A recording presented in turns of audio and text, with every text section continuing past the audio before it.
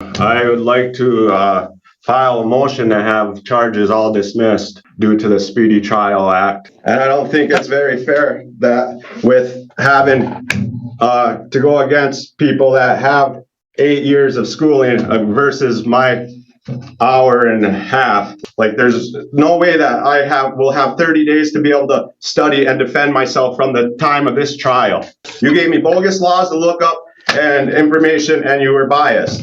I would suggest you apply for a lawyer instead of just complaining about it. Today's sovereign citizen rolls up with no license plate, no registration, and somehow all the confidence.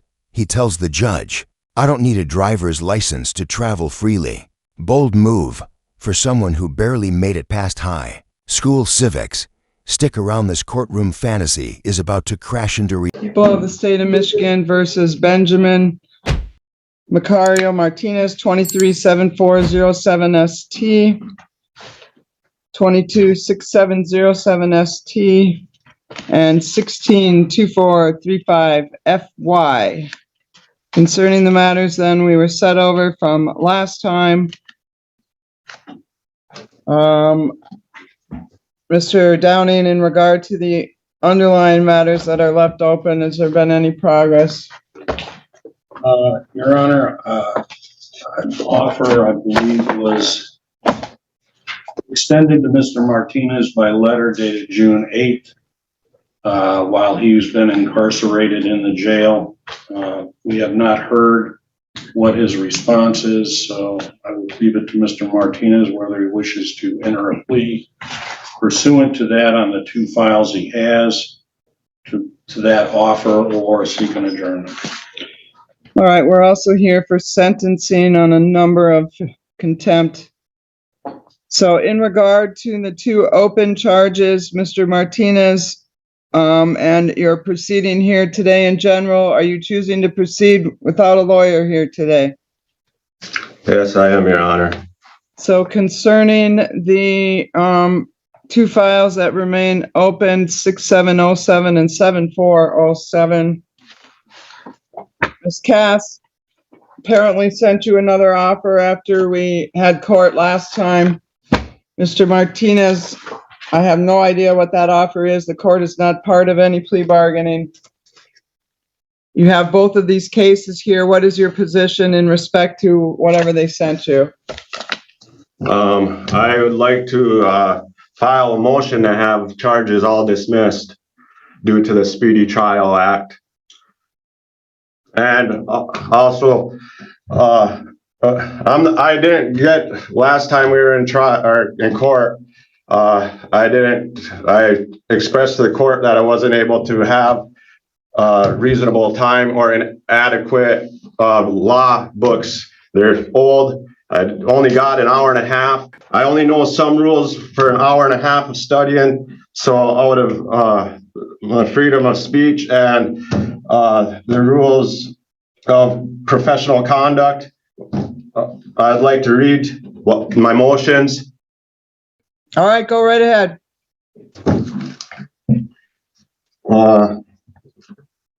For every waste of time and the money of the people and their state, I would like to say this under the right of free speech, and I would like to invoke on my rights, civil and state laws, to state and file motions and to be treated fairly by judge and prosecution, to uphold all the laws that are to be held in the courts, and so as me representing myself can have a fair chance without having rights infringed upon by any members of the court, and I'm doing so. I'd like to file a motion to have all charges dismissed upon my rights being infringed and violated. Due to these reasons, rights to speedy trial and to have adequate time with representing myself, and in doing so, these are my civil rights and need to be enforced and protected. Not enough time to study, even after motion, or the judge throughout plea, not able to study in a reasonable time, having defended myself when it was brought to the court's attention and prosecution. If need to, it's all on court record, transcripts and rights of trial by jury and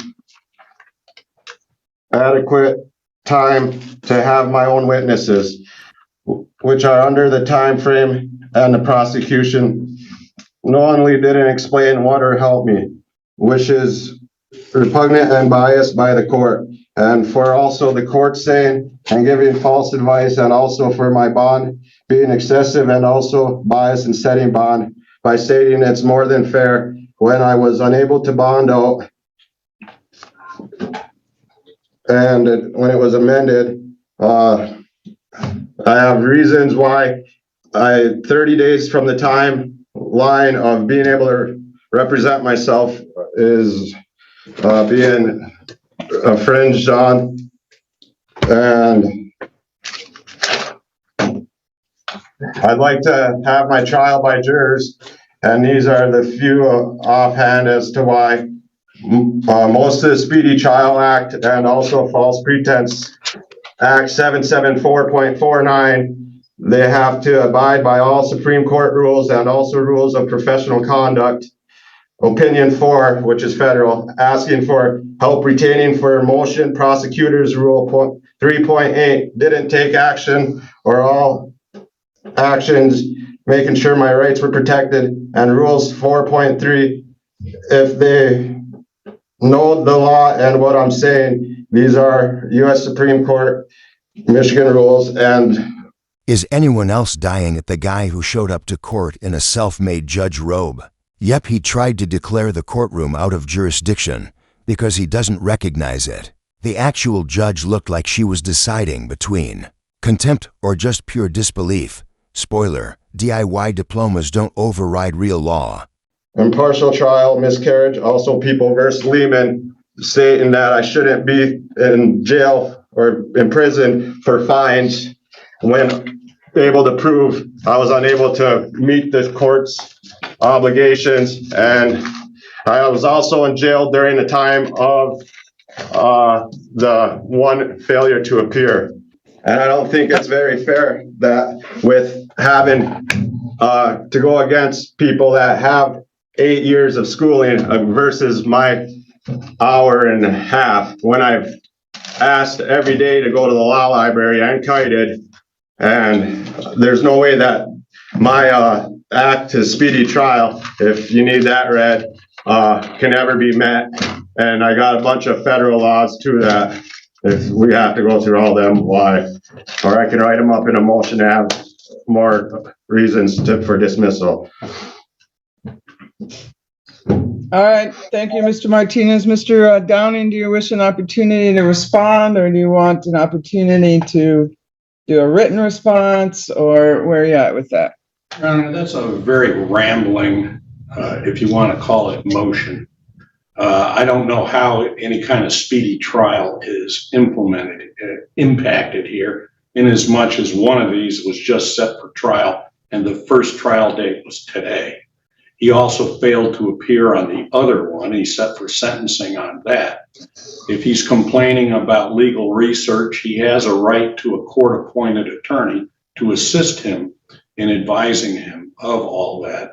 I do note the record 2 handwritten responses from Mr. Martinez in response to Ms. Cass's offer letter asking to discuss the offer with her. It says nothing in there about speedy trial or anything of that nature. To the extent that he's setting himself up or trying to set himself up for these objections, I don't think there's any basis for it whatsoever. But if the court would like a written response, we would need a transcript of what he has rambled on about here in order to decide what it is exactly he's arguing. All right, in regard to the matter, we've spent a good hour and a half or more on the record. I think it was last week, maybe the week before. We went through a whole plea colloquy. We got down to the end. The deal had been made. He decided at the last minute then he wanted to have a trial. So we set this matter over to today's date. He didn't want a lawyer then. He doesn't want a lawyer now, yet you want to complain that you don't have access. You're going up against people with 8 years of education. Which is it, Mr. Martinez? You want to represent yourself or you want a lawyer? I want to represent myself, but I also was given false information by some court officers that I wasn't allowed to have a standby counsel or have advice by a counsel. And I know there's also a federal law that says that I'm able to have third-party advice. So I, like I said, I only got out for 2 days, really, the last 2 days. I don't know how I'm supposed to be able to study upon the law, which I stated last time that the law books are and pages are missing out of them. And I showed guards that last night. Like, there's no way that will have 30 days to be able to study and defend myself from the time of this trial. And it states that as a federal law and if you want to see the Speedy Trial Act, I have it right here. I can read it off. Pretty familiar with that. I've been at it about 35 years now. Okay. So in regard to the matter, Mr. Martinez, your motions are denied. In regard to your lack of a speedy trial issue, the following is my finding. One, first off, I'm going to sentence you on all of these failures to appear in contempt of courts. Last week, you had the opportunity. I dismissed and purged 2 of them. If you pled on 2 of them, we got through the whole plea colloquy on that, and you didn't want that either. So then we went through the hearings, and I found you guilty of 4 contempts because you failed to appear 3 times and you haven't paid. We're looking at a 2016 case that you still haven't paid on. So this is my sentence. You want to say anything in respect to your failures to appear sentencing before I impose sentence, Mr. Martinez? Yes, there's federal laws state and that you cannot imprison somebody for fines being unpaid. And I already told you that I can prove that I wasn't there. You guys know the law. You're supposed to uphold it on both sides. I know that. Well, I made my findings. You are able to appeal anything you wish. You gave me bogus Mr. information. Martinez. You're not supposed to give me legal information. That's not you're not supposed to do that. The only thing you can tell me is I can go by representation or I'm allowed to have an attorney. You gave me bogus laws to look up and information and you were biased. So there's another reason. Well, Mr. Martinez, your objections are noted for the record and preserved.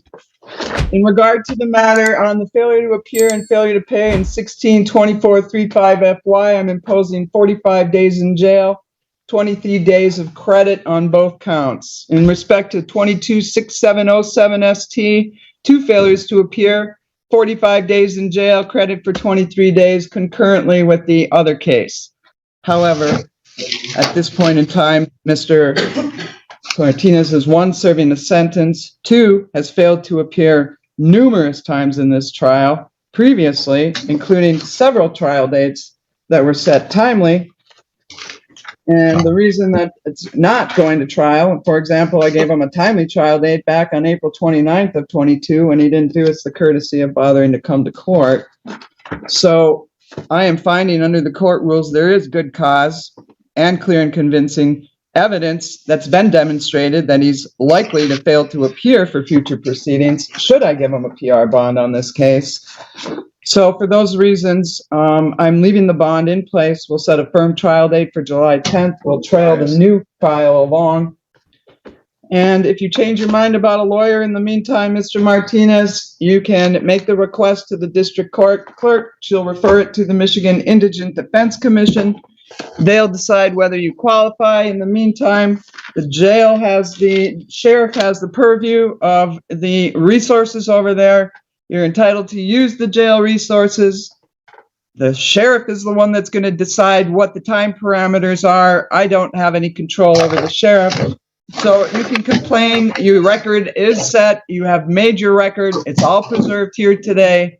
But in respect to the issue, if you really want to have some assistance and get some meaningful legal advice, I would suggest you apply for a lawyer instead of just complaining about it. But that might actually get you somewhere. So I don't know, Mr. Martinez, it's on you. All right. So today's disaster starts at an airport where a sovereign citizen refuses to show ID because travel is a right.